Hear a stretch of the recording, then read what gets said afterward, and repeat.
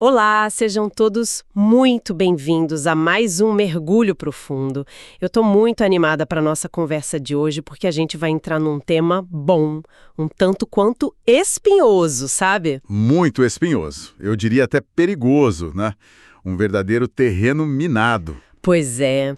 A nossa missão hoje é explorar a relação entre bullying, conflitos escolares, inteligência emocional e a tão falada resiliência. E a base da nossa discussão é um texto muito provocativo do educador musical Jadiel Santiago.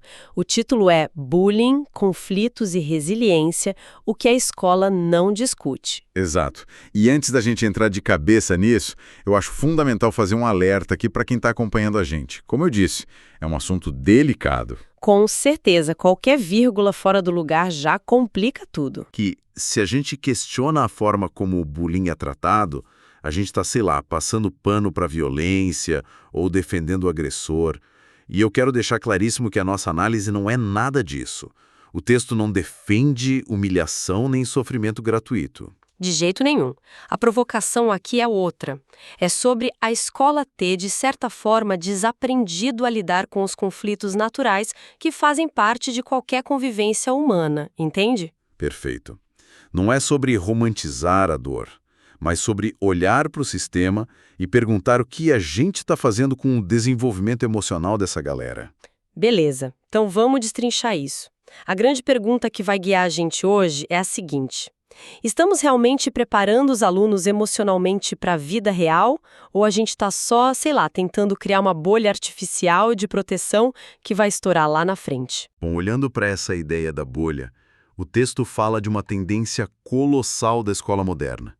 Tipo, a tentativa desesperada de transformar o ambiente escolar num lugar totalmente esterilizado contra qualquer tensão, rejeição ou frustração. Uma redoma de vidro, né? Deu um atrito, a escola vai lá e apaga o problema imediatamente. Exatamente.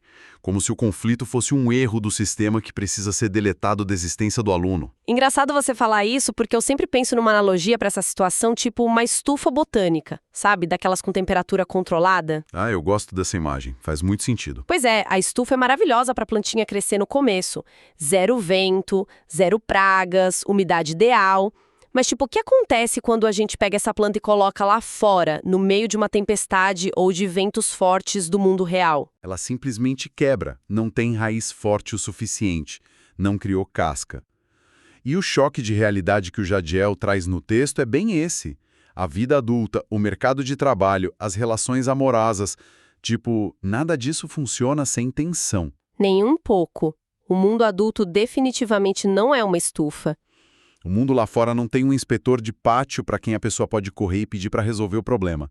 A fricção é constante e implacável. Mas aí a gente precisa fazer uma diferenciação muito crucial aqui. O texto faz essa separação de forma inteligente e a gente não pode ignorar de jeito nenhum. Sim, a linha entre a crueldade e o conflito do dia a dia. Isso.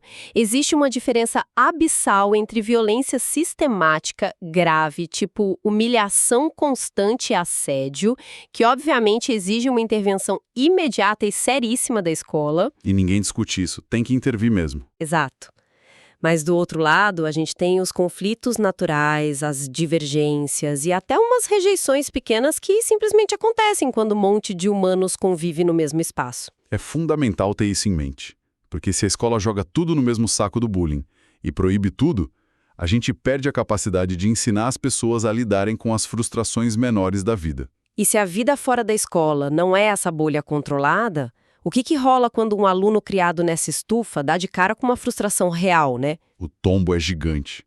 E o texto traz um relato muito forte, muito ilustrativo sobre isso. Nossa, essa história mexeu muito comigo. É o caso de uma mãe que contou para o autor que a filha passou um ano inteiro sem estudar.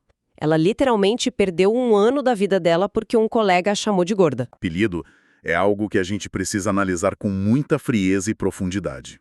Eu fiquei muito compadecida, claro. A dor daquela menina é real e a gente não tira o peso disso de forma alguma. Mas, me colocando como advogada do diabo aqui, a escola não tem mesmo a obrigação moral de focar em achar quem botou o apelido destrutivo e punir com força. Olha, o que é fascinante aqui é que a punição do culpado é a saída rápida que o sistema adora. Ela resolve a questão burocrática e dá uma resposta imediata para a sociedade. Mas só resolve a superfície do problema, né? Exatamente. O texto força a gente a virar a moeda e olhar para o outro lado. Porque punir o garoto não responde à pergunta mais dolorosa: por que essa aluna não conseguiu lidar emocionalmente com essa agressão, a ponto de parar a própria vida por 12 meses. Faltou recurso interno para ela suportar o baque. Sim, o que faltou no desenvolvimento emocional dela. A escola se foca tanto no culpado, no agressor, que esquece de olhar para a falta de preparo da vítima. Porque o mundo, infelizmente, não vai parar de testar as pessoas. Com certeza não, ninguém vai poupar a gente lá fora. Vão falar coisas piores. A pergunta que a educação moderna está falhando em responder não é tipo, como eu proíbo os conflitos. A pergunta real é quem está ensinando essa criança a não desmoronar sob pressão social. Sim, quem está ensinando ela a sair de um conflito sem destruir a própria vida e a própria autoestima. E aí a gente entra numa área muito interessante de como as pessoas na vida real descobrem esses limites, sabe? Sim, porque já que o conflito é inevitável, como é que a gente descobre e negocia essas fronteiras emocionais no dia a dia? Se não conversando e esbarrando um no outro. Geralmente através das brincadeiras. E o autor, o Jadiel, traz uma anedota pessoal muito rica para ilustrar essa dinâmica. Eu ia chegar justamente nisso. Ele conta no texto que sempre foi aquele cara mais brincalhão, que gostava de provocar, de observar como as pessoas reagiam às falas dele, né? É aquele perfil clássico que, dependendo da escola hoje, viveria sentado na sala da direção levando bronca. Verdade. Mas é aqui que a coisa fica realmente interessante. Porque ele relata um momento de virada, uma epifania mesmo. Ele conta que estava brincando com uma pessoa e percebeu pelas feições, pelo jeito de agir, que a pessoa perdeu completamente o controle emocional. Ele encostou no limite.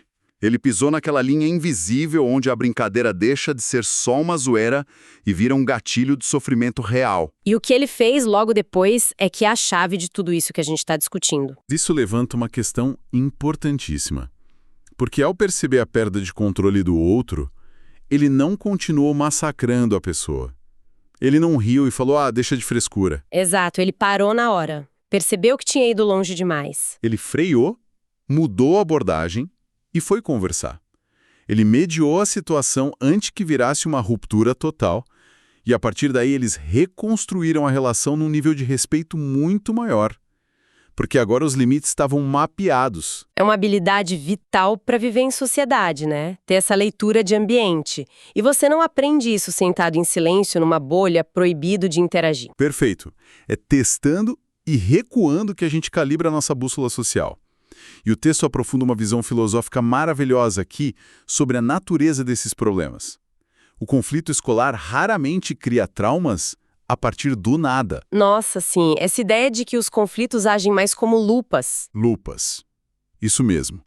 Eles ampliam e revelam vulnerabilidades emocionais que já estavam lá no aluno, estavam escondidinhas e iam aparecer mais cedo ou mais tarde. Então, se a gente pensa que os atritos só trazem à tona o que já estava frágil e demandava atenção, tentar proibir toda e qualquer discordância é meio que tapar o sol com a peneira. É maquiar o sintoma e ignorar que o sistema imunológico emocional está fraco. Resumido bem, a falha que o texto aponta, a escola vai lá, pune o agressor, afasta quem brigou, bota de castigo, mas não ensina uma vírgula sobre autoconhecimento, inteligência emocional e resiliência para nenhum dos lados envolvidos. Se conectarmos isso a uma visão mais ampla, o perigo de longo prazo é imenso para as nossas relações.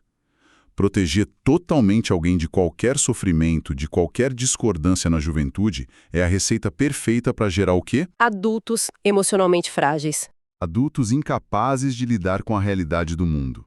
O chefe dá um feedback negativo sobre um projeto e a pessoa entra numa crise existencial profunda, como se a identidade dela tivesse sido apagada. Exato. Não tem musculatura emocional para aguentar a pressão. Sim, falta esse preparo. Então, baseados na conclusão do texto, a gente precisa redefinir com urgência o papel da escola nessa dinâmica. O verdadeiro desafio da educação nunca foi e não deveria ser tentar eliminar todo e qualquer conflito. Não dá para eliminar, faz parte da nossa natureza. O grande desafio, na verdade, é ensinar as pessoas a atravessarem esses conflitos. É ensinar a passar pela tempestade sem perder a própria identidade, sabe? Mantendo o equilíbrio emocional e a capacidade de continuar vivendo. É fortalecer a estrutura de dentro para fora. Então, o que tudo isso significa na prática? Para a gente ir amarrando os conceitos, eu acho que a mensagem principal é muito sensível. Desenvolver resiliência não significa, de forma alguma, aceitar abusos de cabeça baixa. Longe disso. A ideia não é virar saco de pancada do mundo. Exatamente. É sobre ter uma âncora emocional forte o suficiente para que as palavras e as atitudes imaturas dos outros não tenham o poder de paralisar uma vida inteira. É você saber quem você é, independente do que alguém gritou no corredor. Perfeito. E para fechar, eu queria deixar uma semente aqui de reflexão profunda para quem está escutando a gente. Uma coisa que me veio à mente acompanhando o raciocínio do autor. Pode mandar. Se os atritos e os pequenos conflitos do dia a dia são exatamente a academia onde a gente exercita a nossa inteligência emocional e onde a gente descobre os limites da empatia, a minha grande dúvida é a seguinte. O que vai acontecer com a capacidade de empatia de uma geração inteira se ela for sistematicamente impedida de discordar, de bater de frente e de fazer as pazes de forma autêntica durante os seus anos de formação? Nossa. É uma pergunta que deixa a gente até com um certo frio na barriga pensando no futuro das nossas relações, né? Muito forte mesmo. Pois é. Sem atrito não tem polimento. Fica aí a provocação. Com certeza. Fica o convite para quem nos acompanha continuar refletindo sobre isso na própria vida. Eu quero muito agradecer a companhia de todo mundo que ficou com a gente nesse mergulho profundo, que essas ideias continuem rendendo boas conversas nas famílias, nas escolas e entre amigos. Um abraço e até a próxima. Até mais, pessoal. Obrigado pela escuta.